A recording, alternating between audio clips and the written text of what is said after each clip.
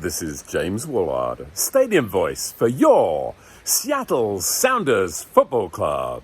And you're listening to and watching PAA Game Day.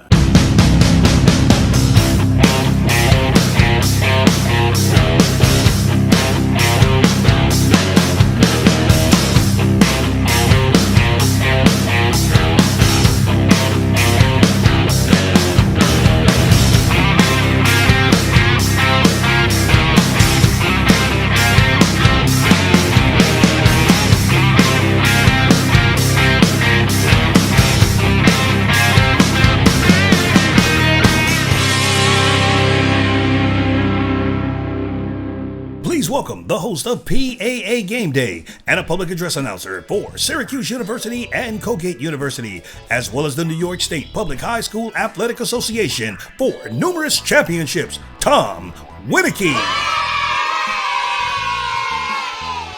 So welcome back, everyone, to another episode of PAA Game Day, that podcast that takes a behind-the-scenes look at professional public address announcers, to that voice that we hear all the time in the arena, but we rarely get to know. I'm your host, Tom Winiecki, and today we have another guest that made it to the top of their sport. He's a public address announcer for the Seattle Sounders of Major League Soccer. So please welcome James Woollard. James, thanks for joining us today. Well, thank you for the invite. All right, so James, let's get right into it here. Tell us, how exactly does a farm boy from Cambridge, England, go from teaching middle school and high school geography to being the voice of the Seattle Sounders of the MLS? Well, thank you. Yes, I often describe myself as the accidental PA announcer.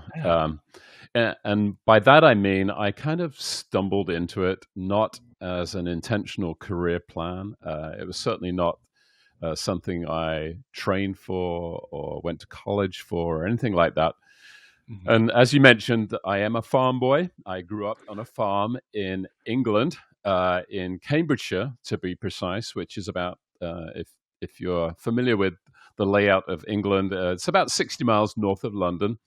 Okay. And I grew up on the farm. My aspirations, actually, apart from my initial fascination with archaeology when I was about 5, which I think, all of us go through that Indiana Jones phase. We all like looking for rocks. Yeah, exactly. My main career aspiration from secondary school onwards was to be a teacher. And I considered myself kind of a fairly academic kid. I loved reading and research and enjoyed geography and history, social studies in general.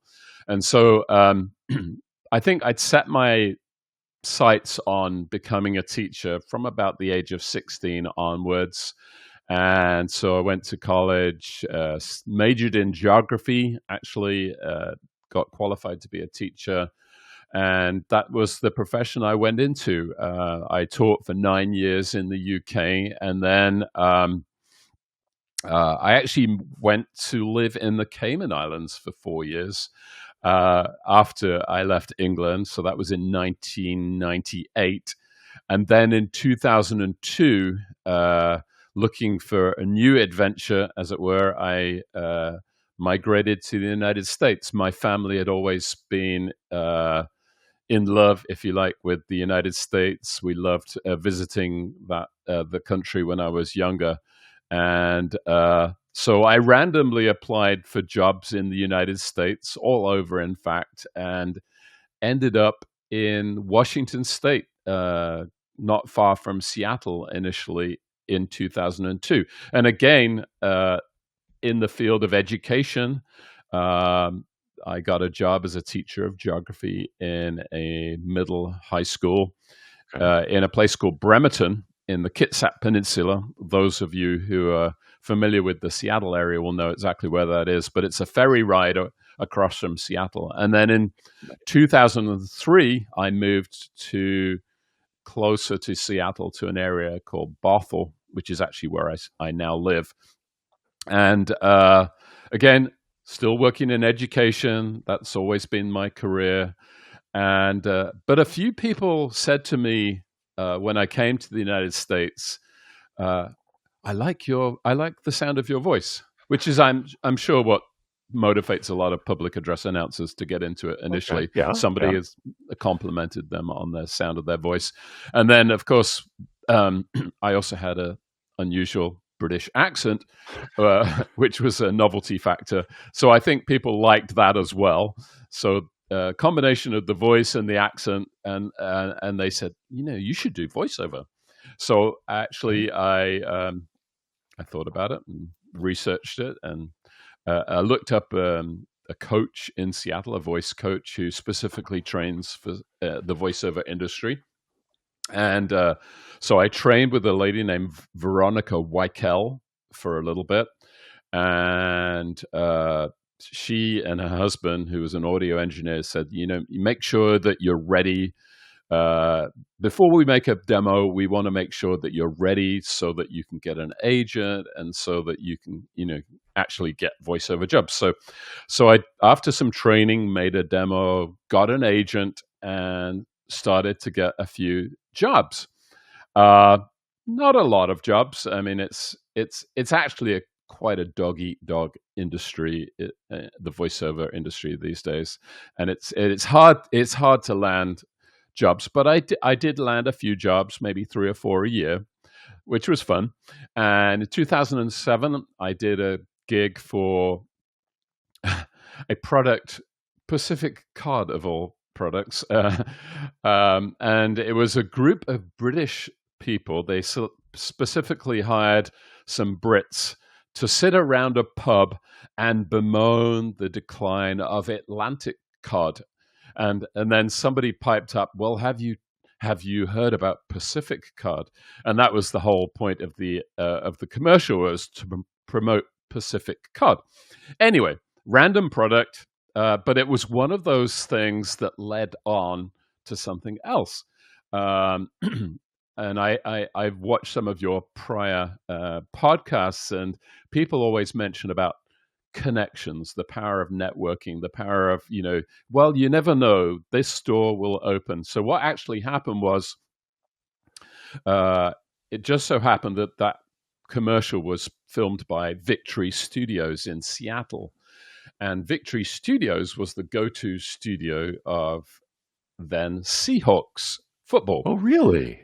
Pointy ball football as opposed to the round ball football. Well, there's your connection right there. Yeah, there you go. It was a connection. And in 2009, the Sounders MLS franchise was launched for the first time. And somebody from Seahawks, who were then in business partnership with the Sounders, contacted me completely out of the blue. And they said, we've seen you in this commercial that you did for Pacific Card. Yeah. And we'd be interested in you auditioning for our public address announcer role. And so I'm on the other end of this phone at this point in time, and I'm kind of gape-mouthed listening to this guy asking me to audition for the Sounders public address announcer position. And the reason I was gape-mouthed and kind of shocked was because I'd never done any public address announcing before.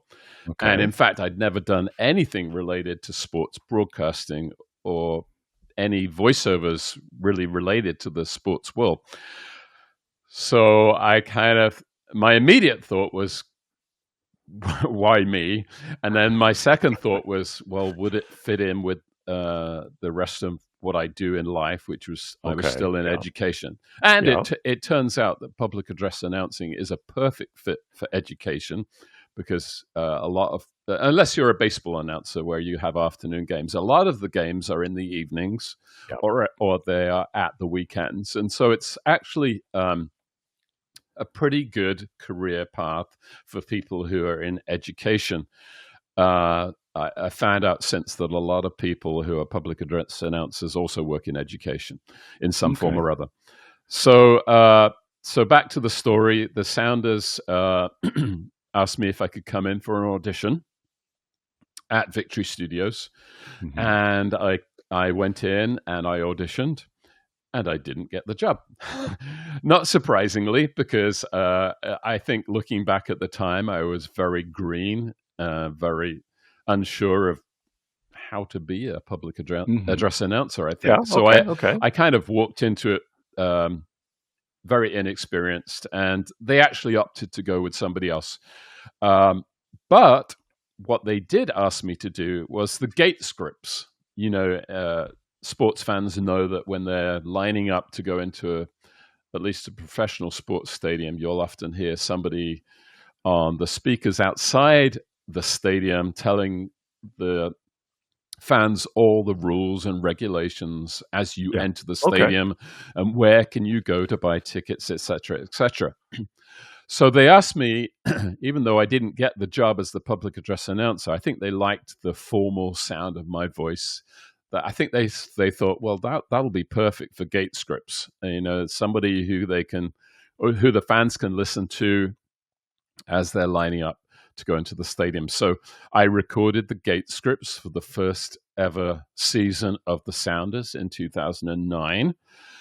And I thought, well, that's probably it. I'll never hear from the Sounders again. But in late 2009, they came back to me and said, our regular PA announcer can't do this game. Would you be willing to fill in?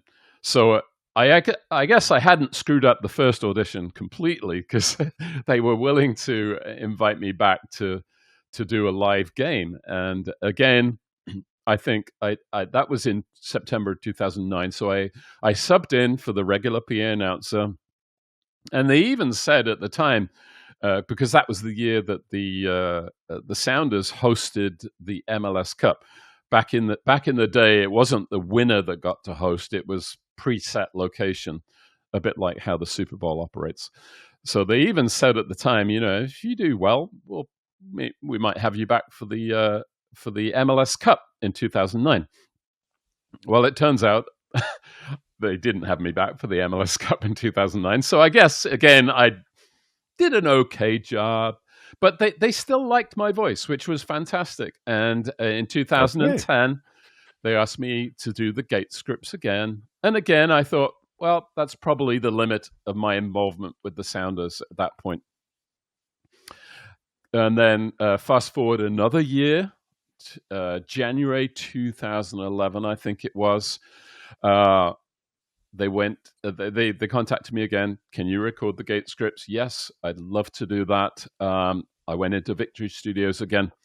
And the guy that had originally contacted me back in 2009, he kind of pulled me aside. He said, well, the original PA announcer is no longer with us. And we're trialing some new PA announcers. I know we auditioned you in 2009. You didn't get the job, but we'd like to give you another go. And I said, wow. And this time, I think I took it a little bit more seriously. I actually reached out to some friends who'd done public address or play-by-play announcing, and got some advice from them about how should I approach this audition. I was thinking, this second time round, this is a good sign. They might be willing to actually look at me more seriously. And I said, well, when's the audition? And they said, well, the audition will be the first game of the 2011 season. And so at this point, I'm thinking, they're pretty serious. And so I auditioned for the opening game of the 2011 season. I think I went in, again, somewhat nervous, but more prepared this time.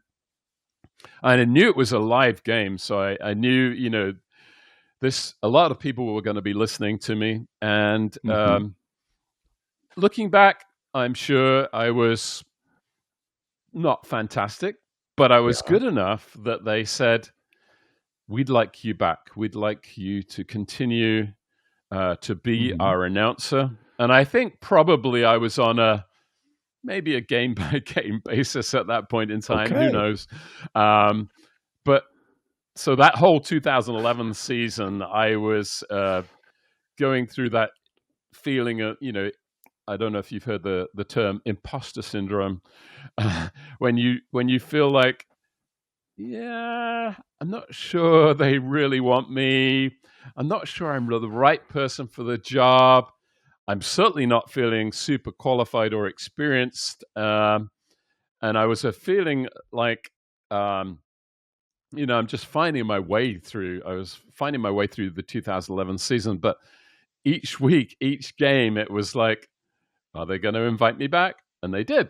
And so by the end of the 2011 season, I'd kind of established myself as the stadium voice by that point, but wasn't counting on being invited back for another season.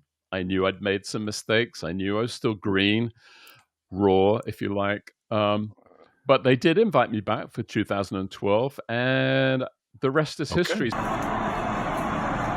Go for it, James. Ladies and gentlemen, that's the end of today's match with the final score. Toronto FC 1 and Seattle Sounders FC 3. Seattle Sounders Football Club, your 2019 MLS Cup champions. So I've just completed my 15th regular season with the Sounders, and had our first playoff game of the 2025 season just this last weekend, or actually Monday night football in Seattle, and we beat Minnesota United FC in the second game of the three series round one of MLS Cup of 2025. So we'll see. We have to beat Minnesota United on Saturday in Minnesota to advance to the next round. But anyway, that's a long story, as you can tell, of going from being farmer's son in England to going into the education profession as a teacher to almost stumbling into the profession as the PA announcer for the Sounders without any prior experience, I might add, which I think is very untypical. From what I've heard, most public address announcers at least start off at high school level or something like that, and then progress into maybe college and then professional sports. So I went from nothing to pro sports.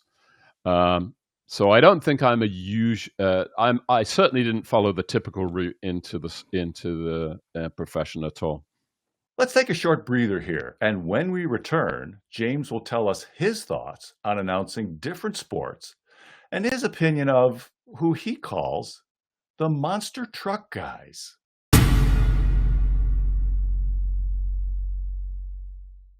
Announcing the Game is a free resource to public address announcers that take you through how to take your skills to the next level. A simple click on the sport gives you free access to a video that goes over terminology and rules specific to a lot of sports. So take a look, see if we can help you improve your skills. So we're back with James Woollard of the Seattle Sounders. Now, James, when we talked before today's recording, you said you had an interesting take on how every sport needs its own unique sound. Talk to us about that. Yeah. So I think, this might be seen as controversial, but I think it makes a lot of sense. As I am listening to different sports and different PA announcers in different sports, and also play-by-play announcers as well, it struck me that some sports are different from other sports. Now, obviously, that's stating the obvious. The sport is different, but it's the sound of the sport that's also different. And so when I go to a basketball game, for example, and I'm listening to the PA announcer, their sound is different from if I went to a pointy ball football stadium, or if I went to a soccer stadium. I again, I would preface this by saying, my background was never in PA announcing, so I came into this without any prior experience or anything like that. But my experience, if you like, was listening to sport as a fan, and especially soccer.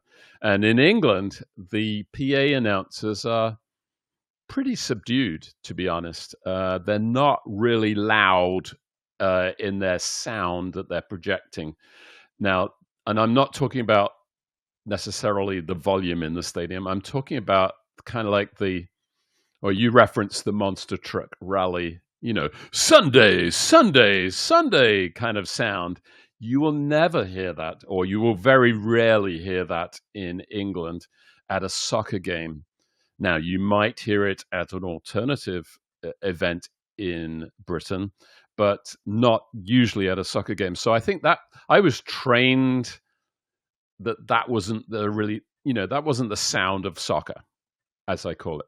So when I started, again, with the caveat that I wasn't a public address announcer before, so I've got no experience of announcing in any other sports other than soccer. I would say that to my mind, soccer has a more subdued sound compared with the arena sports like basketball, hockey, especially. I mean, the extreme example is you wouldn't go to a golf game and watch a guy, birdie a shot and go, "That's a birdie!" It would be so incongruous. And obviously that's an extreme example. But in soccer, while I am very enthusiastic when I announce my goals, a lot of the rest of the time, it's more an informational approach, if you like. I'm passing on a lot of, what's happening in the stadium now. And it's more conversational style, I would guess. So, yeah, that's my take on how different sports have different sounds. Now, I will say that there are some public address announcers who are very good at adapting how they speak in different settings, and I think that that's a really good skill to have. But it strikes me as odd when somebody comes in who's been a basketball announcer or a monster truck rally announcer and tries to announce a soccer game in that way. It sounds too much, if you like. It sounds over the top. And so to my mind, and my mentor, if you like, although I've never met him, is a guy named George Sefton, who was the PA announcer for Liverpool Football Club. And he did that job for 50 years. And if you watched a video of George in action, you probably would think, as an American, this guy is not a PA announcer. He literally announces goals like goals scored by Mohamed Salah in the 20th minute. And that's to the stadium. But he did it for 50 years. He just recently retired. And that was the way he did it. And it was very much a background person. He wasn't the showman. He wasn't I'm not here to entertain you. I'm here to just provide you with the information about what has happened during the game. And I personally like that approach. I was struck once by a comment I read. I think it was Michael Collins, who used to be the Notre Dame football announcer. He said, nobody is paying a dime to hear the public address announcer. Everybody wants to just watch the game. You are very much, as the public address announcer, you're the background guy. And so I've always thought that about myself. I'm not here to be your entertainer. I'm here to just provide you with information. Mm-hmm. Now, I've come across a couple audio recordings of you and the Sounders and your work there. One of them, talking about in-game announcements, with you reading the starting lineup, you read the Uh-huh. player's number and their first name, and then the fans answer with the player's last name. Now, did that start with the Emerald City supporters out in the south end zone of Lumen Field, or does that have a different genesis? Definitely a different genesis. That actually came originally from Europe. I think a lot of what the American soccer teams have tried to do is replicate that European style. Yeah, they've either gone for the European style or maybe the Latin American style, but the Mhm. call and repeat with the names or the first name, last name shout out is very much a European thing. I believe it began in Germany with Bayern Munich. You can look up YouTube clips of the announcer in Germany Mhm. announcing goals for Bayern Munich, and it's a sound that's been replicated a lot in the United States. I know in Los Angeles they do it. I think both at LAFC and LA Galaxy. Pretty sure Okay. Vancouver does the same thing. We do it. So we, everybody's standing on the shoulders of giants, as Isaac Newton once said. You're copying what others have done because Mhm. it's worked well. It's a great way of engaging with the fan base. Now, I previously mentioned I'm not the entertainer, but actually, that's the most entertaining portion of our games. We do it in two ways. We do the starting lineup as the first name, last name thing. So, I'll go, and your captain in goal, number 24, Stefan. And then the crowd will chant back Stefan Fry's last name. So they will just say, Fry. And it really gets the crowd engaged in doing the starting lineup. So that was a one way in which we do it. The other way we do it is when we have a goal. For example, if the goal was scored by Christian Roldan, I would say something like Sounders FC goal scored by number 7 Christian, and then the crowd would shout back Roldan, and I'd say Christian, and they go Roldan, and then I do it a third time Christian, and the crowd goes Roldan. All right, and go James. Sanders FC goal! Scored by number 10, Nicolas! Nicolas! And the crowd love it. In fact, we didn't do that the first few years. I think we started doing it maybe 2013, that three-time first last name, and the crowd loves it. And actually, to begin with, I used to just say Sounders FC goal and by myself, but now I've noticed that the crowd will join in with the goal bit as well. So it's a very participatory activity with the fans. They get to uh, take part in the goal celebration. Obviously, they celebrate when the goal is scored, but they also get to take part in the actual goal announcement as well. And I think the players love it too. It's kind of a fun way they get to hear their name said 3 times, first and last name. So it's really fun. Well, yeah, it sounds to me like you can do what you need to do and announce the goals without being that monster truck voice. But the Hmm. way that it's evolved and the way it's come from Europe over to the United States, the crowd Hmm. still gets into it. The crowd still gets hyped, Yep. and you don't need to Yeah. scream and yell at them to get them hyped. They've learned to do that on No. their own. Now, there was another Yeah. call that I heard you make years ago, and it was called the moment of the match involving Mauro Rosales and Steve Zakawani.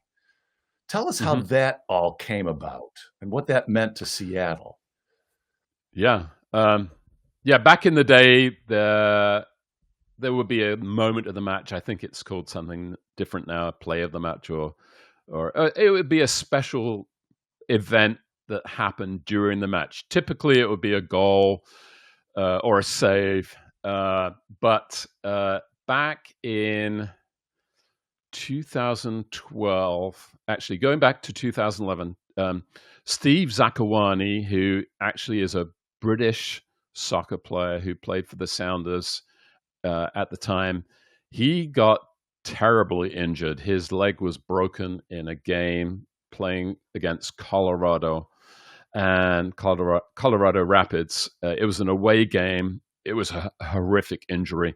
It was one of those ones where the camera immediately pans away because it was like, ugh, nobody wants to see that. So he had his leg broken, and it could have been a career-ending injury. As it happens, I think it eventually did end his career, but he recovered enough that he was able to come back and play for the Sounders for a couple more years. So in 2012, at a home game, we were playing Colorado again, interestingly. Oh, and during the game, he was subbed in.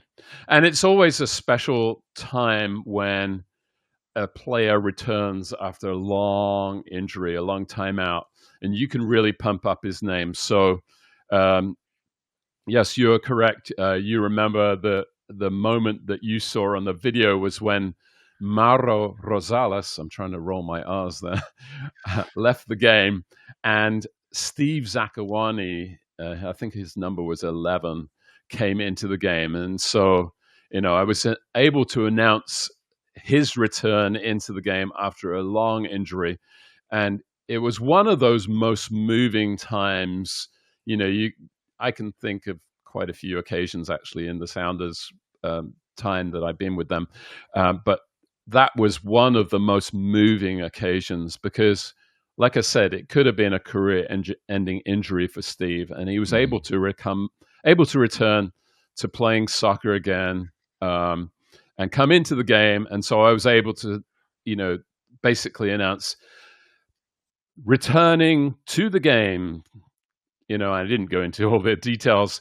Number 11, Steve Zakuani. And people, I remember, had number 11 cards, which they held up at that moment. And so there was probably not a dry eye in the stadium at that point in time because, it was such a horrific injury that people thought he would never play again. And the fact that he was able to come in and play not just soccer at a basic recreational level, but at the highest professional level again, was fantastic. And this was a guy who was the first pick in the 2009 MLS Super Draft. He'd played for Arsenal Academy back in the day. He went to Akron University, and he was a very, very good winger player for the soccer for the Sounders, and in soccer in general, he was like one of the top stars. Had he not had that injury, I think he'd probably good chance he'd still be playing today because he was a young player when he was picked up, or he would have been nearing the end of his normal career at this point in time. So, but it was a special moment. Usually those moments are goals or saves, but that was nice when we got to announce him as a returning injured player back to full strength. Oh yes, well, with the soccer community in Seattle and probably across the MLS as a whole, to see somebody like that come back, and then for you to have that small part in that moment, for that gentleman to get back on the field after all that time in rehab that he had to go through, had to mean a lot to him and to the team and to the city itself and to the whole league, probably. Absolutely. To be able to see. And actually, although Steve did retire, he has remained with the organization. He's a color commentator now, and I still see him around and say, "Hi, Steve," and he goes, "Hi, James," it's fun. Oh yeah. It is. So, folks, we're going to take another break here for a minute, and when we come back, we've all had mentors that have helped us develop. James's take on that is a little bit different, so stay tuned.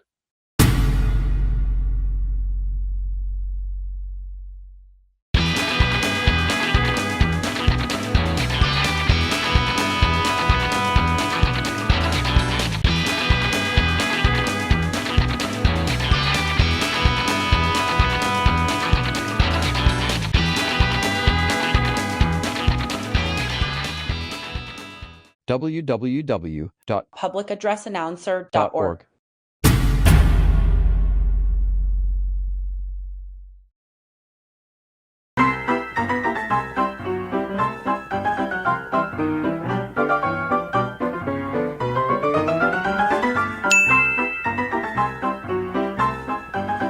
So we're back once again with James Woollard. So James, I like to ask all of our guests about the folks that have mentored them along the way. But as we said in that tease, your take on that is a little bit different, isn't it? Yes. A lot of people who go into the public address announcing profession probably seek out mentors to help them in their careers. And with me, who I like to describe myself as the accidental PA announcer with no prior experience, there really wasn't that ramping up training phase over the years where I would meet with, a professional announcer or anything like that. I was thrown in the deep end without very much experience. Having said that, when I did get the job in 2011, I did reach out to the Seahawks announcer, a guy named Randy Rowland at the time. Randy has since retired, but Randy was one of those super nice public address announcers who was like, of course, I'd love to meet with you. I would love to talk to you about announcing. And actually, that was his attitude has become my attitude since, which is if you are wanting to get into the profession, I am more than happy to sit down with you for coffee or for lunch or a chat at any time and talk to you about the profession, because I know that networking and connections and learning from one another is super important. I mean, what you guys do at Public Address Announcer is a fantastic thing, because what you're getting people, whether it be at the high school level or the college level or the professional level, and I know Sean Parker from Charlotte referenced this as well, how important it is to be able to connect with guys in the profession and learn from them. And so even though Randy was in a different sport, we shared the same stadium. If you didn't know, Sounders and the Seahawks both play at Lumen Field. Yep. And so it was great for Randy to connect with me, even though, I've mentioned previously in our conversation, there's a certain sound associated with each sport, in my opinion. Randy's sound for football is slightly different from my sound for soccer. Even though we're different, he was able to provide me with some useful pointers on, how to come into the games and how to, take care of your voice and things like that, which was useful. And he was just an encouragement to me, really. I think all of us need encouraging, right? All of us need a pat on the back sometimes. All of us need, some, well, that didn't go well, but, you did this great. And that kind of thing helps you, especially if you are early in your career, as I was in 2011. I didn't have a lot to go on in terms of, am I doing a good job? Am I screwing this up? He was able to listen to me at games. And actually, one of the cool things that came out of that was I became, for a short period of time, his spotter at football games, which I actually reflect back on as kind of quite amusing, because I didn't really know a lot about football. Okay. But I think Seahawks were gracious enough to allow me to be his spotter for a short period as a way of cementing that friendship, if you like. And it gave me a chance to hear him. And then I remember on another occasion, he came in and shared the booth with me and gave me top tips on, things I've done differently or better. And so, and I'm still friends with Randy. He's retired now, but I'm still connected with him. So I'll text message him, and we have lunch typically once a year. And, it's a friendship that's lasted. But as far as networking with other folks, I've also connected subsequently with people who've reached out to me and they've said, we really like listening to you. Can you give us some tips on how to get into the profession? And of course, my response is yes. I'd be more than happy to meet. My route into this profession is not typical. I was kind of plucked from obscurity, if you like, but I'm certainly here. I can give you some tips, and so I've met with quite a few PA announcers who have aspired to get into the professional game over the years, and they have. I think they benefited from meeting with me as well. Okay, well that's great. Well, let's give you a chance to do that again. You've been able to help other people along the way when they come to you asking for advice. Well, let's give you a chance to talk to our viewers and listeners here now. What advice would you give to a young announcer getting ready for their first match, their first game, or maybe to a more seasoned announcer just to remind them not to overlook something? What would that advice be? Well, thank you for asking that. I actually recently wrote something online, so I'm going to look at my cheat sheet. These are some of the things that I would advise anybody who is seeking to maybe get into the public addressing announcing field, or once they've got a job to kind of like do better in it.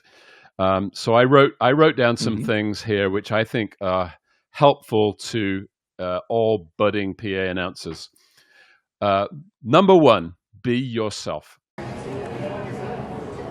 Grande caramel macchiato for Jessica. Brown! Jessica. Brown! Jessica. Brown! I think a lot of people who go into the profession, probably they've been, inspired by somebody, which is great, but you don't want to just copy them. I think if you have the basic raw material to be a PA announcer, which is a good voice, you can be yourself without having to copy somebody's sound. So, and again, in my case, I didn't really have a lot to go on, but I certainly, would advise anybody now to don't try to be James Woollard. Be yourself.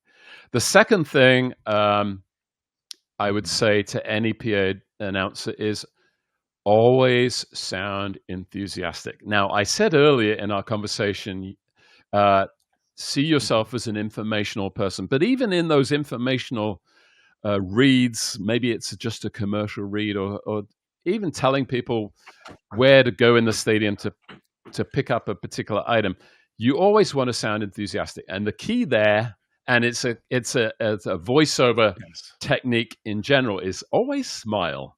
Because if you smile, you'll always sound enthusiastic and approachable. So it's something I actually need to remind myself to do, because as you notice, the tone of my voice changed slightly when I smiled there. So I need to smile more. And then the third thing was something that we talked about earlier, was try to capture the unique sound of the sport that you're announcing.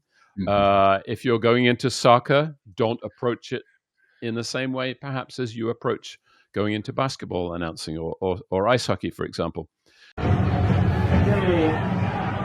MOES for 3, 2, 1, go ahead. And here's the Delta starting 11 for your Seattle Sounders Football Club.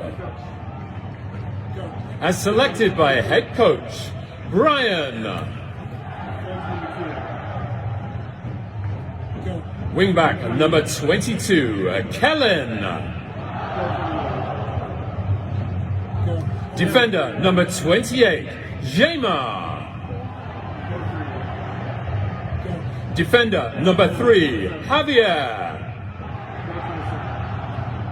Defender number 27, Shane. Wingback number 11, Brad. Midfielder number 6, Joao. Midfielder number 7, Christian. Midfielder number 20, Nicholas. Midfielder number 13, Jordan. Forward number 12, Freddie. And your captain in goal, number 24, Stefan. And that's the Delta starting 11 for your Seattle Sounders Football Club. The fourth thing that I would say to anybody who is a public address announcer is stick to the script. Don't editorialize. A lot of people think you're in front of the mic. It's free reign to say whatever comes into your mind. For goodness sake, do not do that. Every PA announcer has a script. Stick to the script. If you go off script, you'll get into trouble. I guarantee it. And then the final thing, and my screen's just gone blank, is, pronounce those names correctly. Of all the things that you can do wrong as a PA announcer, it's mispronouncing player names or coach names. And so it's the one thing I prep every game that I go into, is making sure that I know how to say the names of the players. Now, that at the high school level, you may not be blessed with a phonetic pronunciation guide, or even at the college level, when the visiting teams come in, you might not have a phonetic pronunciation guide, and you'll look with horror at some of the names and think, how on earth do I say those names? And you'll probably just do your best. Or maybe you'll look up videos, or you'll ask the coach, how can I say this name the way that best represents how it should be said? But at the professional level, we are blessed, certainly, with having phonetic pronunciation guides. So I always study the guides, the phonetic pronunciation guides, because I want to make sure that I say those names correctly. And so that would be my fifth tip. If you're a public address announcer, you might mess up on some of the other reads. In fact, it's guarantee almost that you'll make mistakes during a game, but try not to mess up the pronunciation of the player names, especially if it's the home team. The fans pretty much know the names of the players, and they will eviscerate you if you say it wrongly. So I always try to be prepared in that sense. Yes. With rule number 1 for us as public address announcers is always get the names right. And rule number 2 is never break rule number 1. Exactly. And if you don't have the pronunciation guide, there are phone calls you can make the day of or the day before the game. At a high school, talk to the athletic department secretary. They probably know all the kids. They can tell you how to pronounce the kids' names. You show up early to a collegiate game, talk to the SID of the visiting team, have them tell you the pronunciation. So yes, there's always ways to get it. Rule number 1 and rule number 2. All right, let's change tacks a little bit. And you kind of referred to that with Mr. Zakavani getting back into the game and the emotional part of it. But has there ever been for you one of those, oh my gosh, moments where you have to make sure that the mic is turned down so you're not heard cheering over the public address system? Any of those moments for you? So one of the most exciting times when I was able to actually express my enthusiasm was the CONCACAF Champions League in 2022. It was the first time I've ever been able to go down onto the pitch itself, which was an amazing experience. It was a Wednesday night. We had 70,000 in the stadium, and CONCACAF Champions League is the top competition, the top international club competition that we could taken part in at that point in time, and it qualifies you actually for the FIFA Club World Cup, which we later went to. But at that time, it was just it was an amazing experience. And like I said, normally I'm stuck in the booth. I have to be a little subdued with my professionalism and making sure that I don't get like, an over exuberant fan. But down on the pitch, I felt like a fan. I walked out. I walked out, and it was evening. It was May the 4th, 2022. It was dark, but all the floodlights were on in the stadium, and the crowd was so different from what I normally get to experience. When you're a PA announcer, you're looking down usually on the crowd, or sometimes public address announcer booths are closer to the people. But at Lumen Field, we're on the third level, so I'm usually like looking down on the field, looking down on the fans and the players.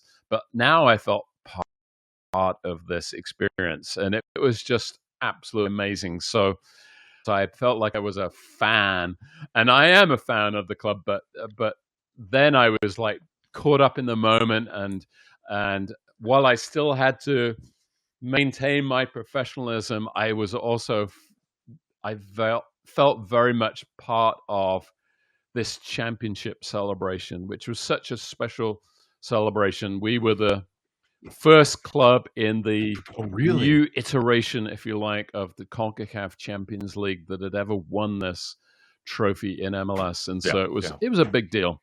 And we beat Pumas, Mexican club, 3-0. It was just so cool. And then recently I didn't go down on the field for this, but we did the Leagues Cup Championship, which we won at the end of August this year.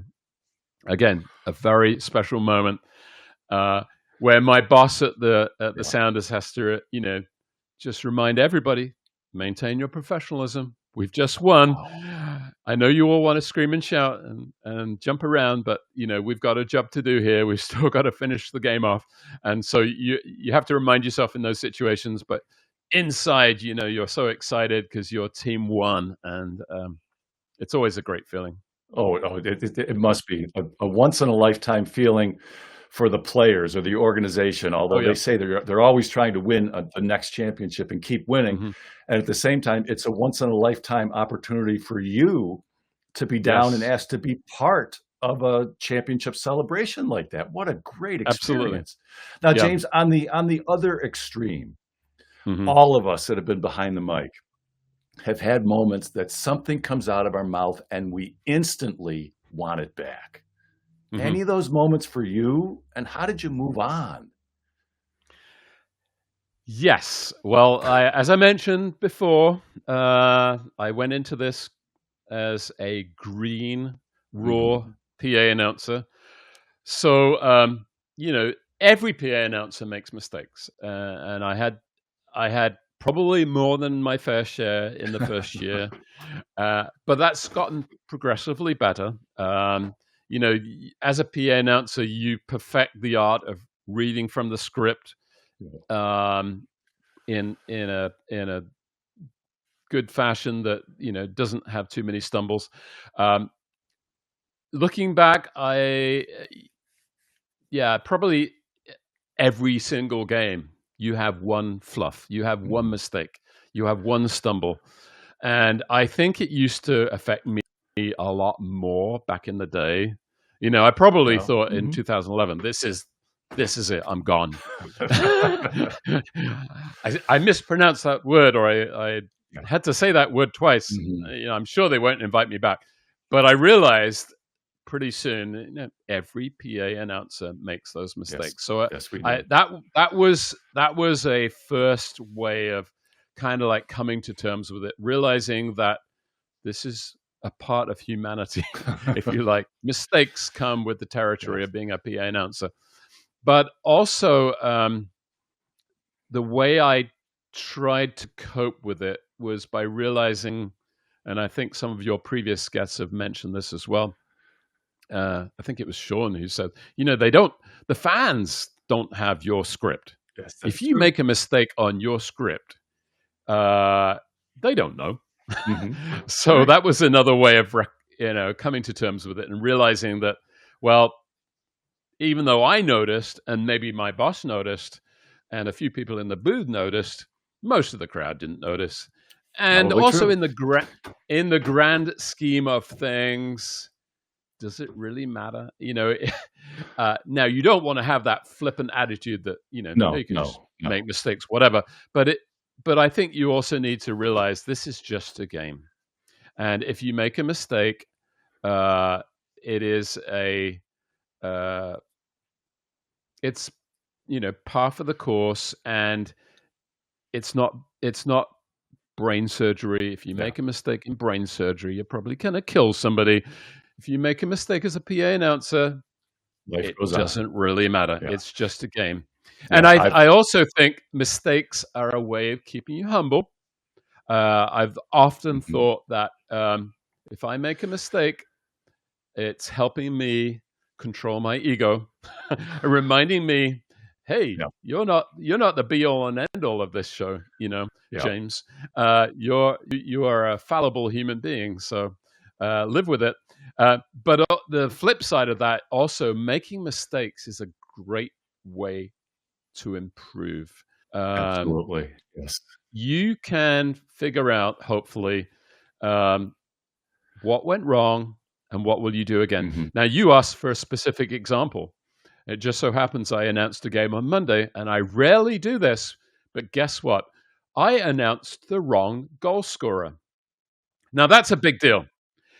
But it wasn't just my mistake. I mean, the whole booth made the mistake. The wrong player's name went up on the screen and everything like that. So, everybody assumed or thought that this guy had scored.